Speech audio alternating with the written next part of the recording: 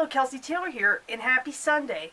Now, I'm recording this video, like, right after I hopefully get the Animatches out. I haven't been, like, doing them yet.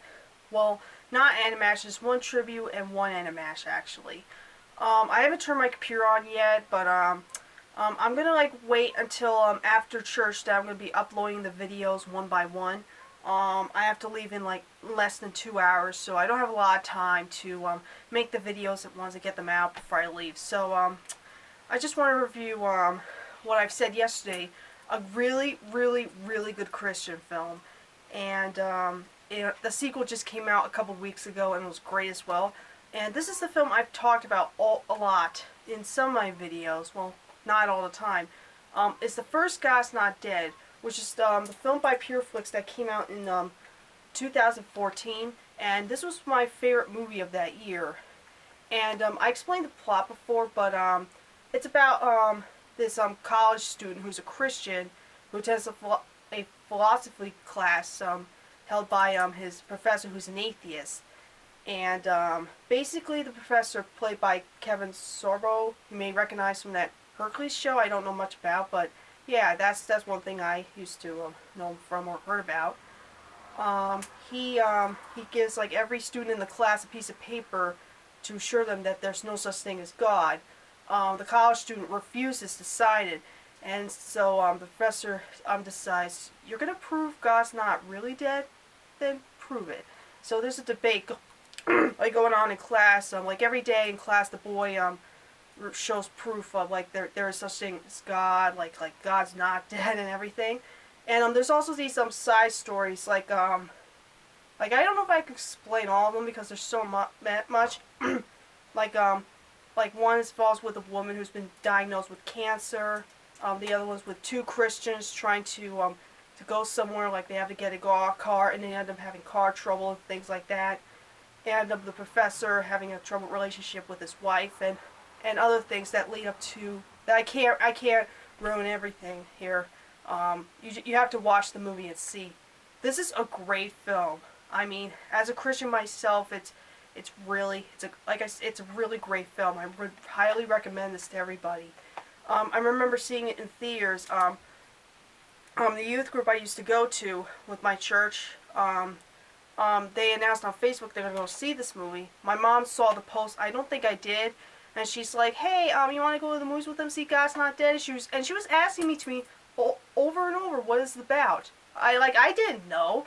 Like, I didn't see the trailer. I didn't know much about this movie. So I went to this movie not knowing what it is, not knowing, like, what it's about. And, you know, it's proof that you don't need to see the trailer to, you know, it's like you have to go to the movie, like, with an open mind, not knowing much about it. But I did see the trailer for God's Not Dead 2. Like, I didn't expect them to make a sequel to this, because I'm like, what more can they do with this? Like, are you gonna wrap up like some of the parts? Like I said, I can't say. You know, but the second film is great as well. It's like that was kind of interesting, taking like in a court case with a teacher from high school, things like that. And the Newsboys have a cameo in this to sing the song God's Not Dead, which is a great song. They play it occasionally at my church all the time during service. And who's in that? Lily and Corey Robertson from Duck Dynasty is in this as well. And I heard the daughter of one of the members of Duck Dynasty is also in the second film. Like I said, I don't know much. I never watched Duck Dynasty, so I wouldn't know. And now, I saw some reviews that were giving this a negative review. Like here's something I don't understand. The people who probably review this movie are Christians or aren't into these kind of movies. Like it's like one of those happy feel movies. Like you could say it's a little bit preachy, but I don't think so. Like, you know, like I really like watching really good quality movies. Like, you know, like none of the action stuff or drama or horror or anything like that, or anything that's like unwatchable stuff on screen. No, this is one of the movies that really, you know, like you can watch and it's like real positive and like heartbreaking at moments, like really, like that's what Christian movies do, like real heartwarming stuff. And, you know, And if I could recommend to some people, like I said, this is definitely a must-see film. Like if you're a Christian, you love Jesus, and you saw this movie, like I would recommend like showing this to somebody who doesn't know Jesus, who is like having issues with his or her life right now, who has depression, thoughts of suicide.